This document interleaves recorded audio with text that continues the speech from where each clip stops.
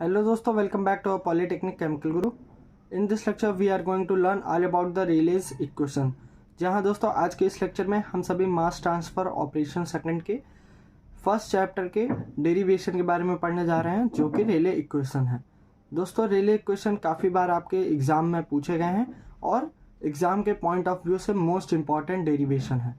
दोस्तों इस लेक्चर के अंदर मैं डिफरेंशियल और सिंपल डिस्टिलेशन का यूज़ करके आप सभी को डेरिवेशन समझाने वाला हूँ। सबसे पहले रेले इक्वेशन को डेरिवेशन को डिराइव करने से पहले समझ लेते हैं कि रेले इक्वेशन होता क्या है। Rayleigh equation is useful in the analysis of simple distillation. मतलब अगर हमको सिंपल डिस्टिलेशन, मैंने जैसा आपको बताया था कि डिफरेंशियल डिस्टिलेशन और सिंपल डिस्टिलेशन दोनों को यही डिस्टिलेशन कहते हैं, मतलब एक ही डिस्टिलेशन होता है। सिंपल और डिफरेंशियल दोनों एक ही जैसे वर्क होता है, ठीक है। तो हम बता रहे हैं कि सिंपल डिस्टिलेशन के एनालिसिस करते समय हमको रेले इक्वेशन की ज़रूरत पड़ती है और रेले इक्वेशन बहुत ही यूज़फुल होता है सिंपल डिस्टिलेशन के एनालिसिस के लिए। हैज़ इट शोज, और ये क्या करता है, बताता है किसके how the concentration and quantity are related to each other. मतलब कि जो भी कंसंट्रेशन होती है और क्वांटिटी होती है वो आपस में कैसे रिलेटेड करती है, रेले इक्वेशन इसके बारे में बताती है। तो दोस्तों ये आप सभी का बना हुआ है डिफरेंशियल डिस्टिलेशन और सिंपल डिस्टिलेशन का डायग्राम। अगर आपने अभी तक डिस्टिलेशन प्रोसेस क्या होती है ये नहीं समझा है, या फिर डिस्टिलेशन कितने प्रकार के होते हैं और कितने टाइप से हम डिस्टिलेशन ऑपरेशन को कैरिड आउट कर सकते हैं, अगर ये सब अभी आपने नहीं पढ़ा है तो डिस्क्रिप्शन बॉक्स में मैं टाइप ऑफ डिस्टिलेशन की लिंक प्रोवाइड कर दे रहा हूँ, आप वहाँ से जाके देख लीजिएगा। लेकिन फिर भी अगर आप पहली बार लेक्चर देख रहे हैं तो मैं आपको कुछ बेसिक नॉलेज प्रोवाइड करा देता हूँ। दोस्तों डिस्टिलेशन कॉलम क्या होता है कि हमको अगर किसी भी बाइनरी मिक्सचर मतलब दो सोल्यूशन जिनकी बॉइलिंग पॉइंट अलग अलग हों और वो आपस में मिले हुए हों, अगर उनको अलग करना है तो हम डिस्टिलेशन कॉलम का यूज़ करते हैं उनको अलग करने के लिए। तो डिस्टिलेशन क्या होता है, एक सेपरेशन ऑपरेशन है in which we separate out two miscible liquid. मतलब जो आपस में मिले हुए हैं उन लिक्विड को हम क्या करते हैं, सेपरेट आउट करते हैं, अलग अलग करते हैं with the help of a thermal energy on the basis of their boiling point. मतलब हम थर्मल एनर्जी का यूज़ करेंगे और उनकी बॉइलिंग पॉइंट के आधार पर उनको हम सेपरेट आउट करेंगे। मान लीजिए दोस्तों, अब मैं आपको पहले डिफरेंशियल डिस्टिलेशन ही समझा देता हूँ, उसके बाद रेले इक्वेशन पे पहुँचेंगे। मान लीजिए कि यहाँ पे a प्लस बी क्या है, हमारा a प्लस बी फीड है। फीड में हमारे क्या है, दो सोल्यूशन है, एक सोल्यूशन a है, एक सोल्यूशन b है। इन दोनों को हम क्या कर रहे हैं, डिस्टिलेशन कॉलम के अंदर डाल रहे हैं। तो अभी इन दोनों सोल्यूशन का जो भी हमारा बॉइलिंग पॉइंट होगा वो अलग अलग होगा, ठीक है।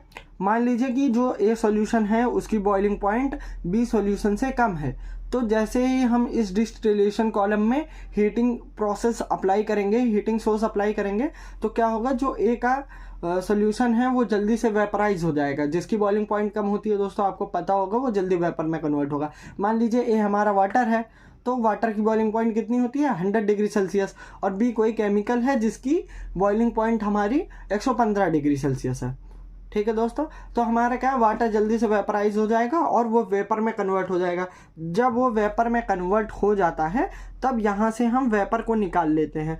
वेपर को निकालने के बाद हमको अगर डिस्टिलेट पाना है, यहाँ पे जो डी लिखा है विच इज़ अ डिस्टिलेट।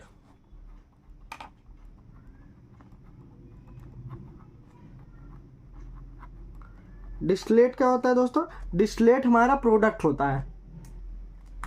तो वेपर को हम कंडेंसर में लेके आए, जहाँ पे इसे क्या करते हैं, हम लोग कंडेंस करते हैं और लिक्विड में चेंज कर लेते हैं। उसके बाद क्या करते हैं, डिस्टिलेट प्राप्त कर लेते हैं।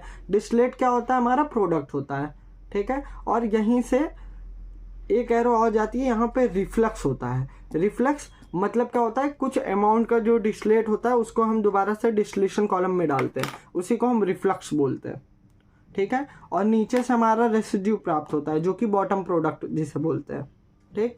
और यहाँ पे a प्लस भी फीड गया।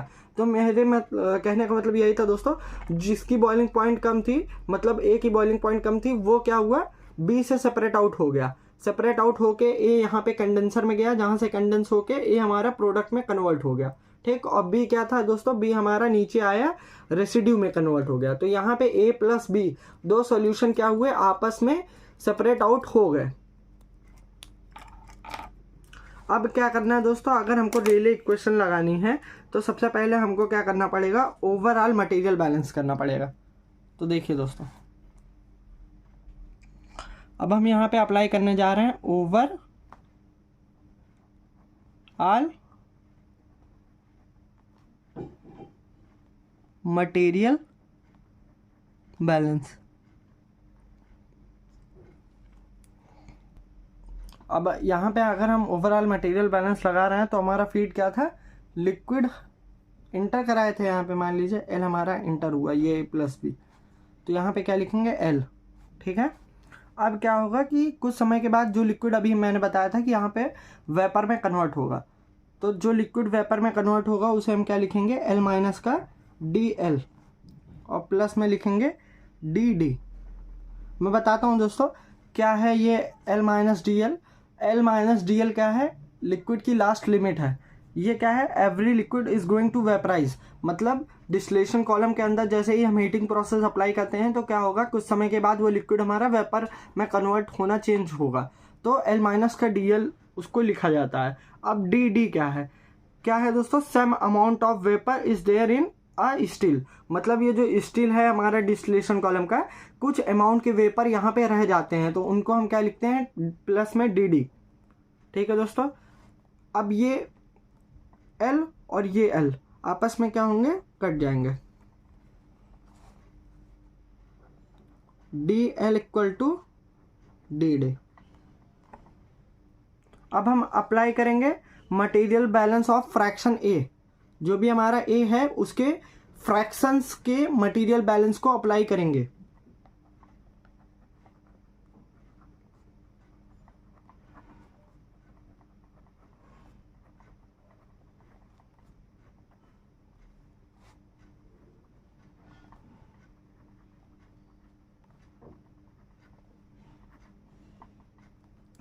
ठीक है, यहाँ तक आप सभी को अच्छे से समझ में आ गया होगा। तो लिक्विड का जो फ्रैक्शन है वो क्या होता है, एल एक्स, और एल माइनस का डी एल, ये मटेरियल बैलेंस ऑफ ए था ना। अब हम क्या कर रहे हैं, मटेरियल बैलेंस ऑफ फ्रैक्शन ए, तो ए के जो फ्रैक्शंस हैं उनके ऊपर मटेरियल बैलेंस अप्लाई करेंगे। तो यहाँ एल माइनस का डी एल लिखा था, इनके फ्रैक्शन हो जाएंगे एक्स माइनस का डी एक्स, और प्लस में डी डी क्या, y इंटू में डी डी हो जाएगा। जो भी हमारा वेपर स्टील में है उसको जो फ्रैक्शन होता है वो y होता है। ठीक है, अब सिंपली इस ब्रैकेट को ओपन करना है, एल एक्स इसकी मल्टीप्लाई इसके साथ और देन इसकी मल्टीप्लाई इसके साथ, और सेम प्रोसेस इसकी इसके साथ, उसके बाद ये माइनस ऐड हो जाएगा।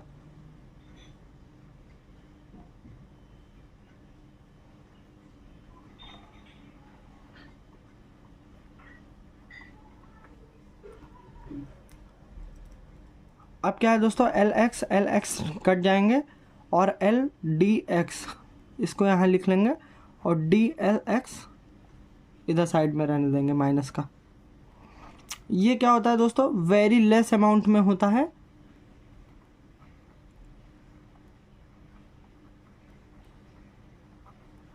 प्रेजेंट होता है, वेरी लेस अमाउंट में प्रेजेंट होता है, so it can be neglected. तो इसे हम क्या करते हैं, आगे की प्रोसेस में नहीं लेते हैं, इसको हम निगलेक्टेड कर देते हैं। ठीक है, अब क्या आता है हमारा, जो वेपर स्टील में थे उनके फ्रैक्शंस लिख लिया। ठीक है दोस्तों, यहाँ तक आप सभी को अच्छे से समझ में आया होगा। अब मैं आगे की प्रोसेस बता देता हूँ यहीं पे, कि जो एल डी एक्स लिखा हुआ है यहाँ पे, उसके बाद क्या है, y इंटू में डी डी। तो हमको पता है कि ये जो डी डी है, यहाँ पे देखिए D D equal to D L है, तो आगे की प्रोसेस में इस डी डी को डी एल में लिखते हैं।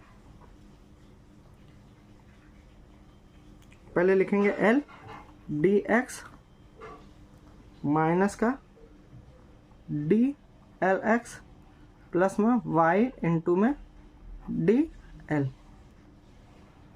यहाँ तक आप सभी को अच्छा समझ में आ गया होगा दोस्तों। अब यहाँ पे लिखेंगे एल डी एक्स, और यहाँ पे डी एल क्या दिख रहा है दोस्तों, कॉमन दिख रहा है, तो डी एल कॉमन ले लेंगे और y को पहले लिखेंगे बिकॉज इसके पास पॉजिटिव साइन है, और x को निगेटिव है तो इसको बाद में लिखेंगे। तो इसके बाद क्या है दोस्तों, जो डी एल है यहाँ पे l को लेके आएंगे इसके अपॉन में, डी एल बाई एल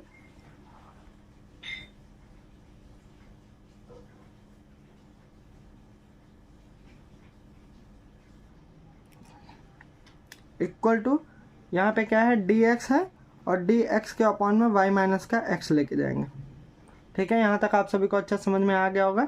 अब क्या करेंगे, ये इक्वेशन जो है, इस इक्वेशन को हम क्या करेंगे, इंटीग्रेट करेंगे इसकी इस एक्सट्रीम कंडीशन के साथ में।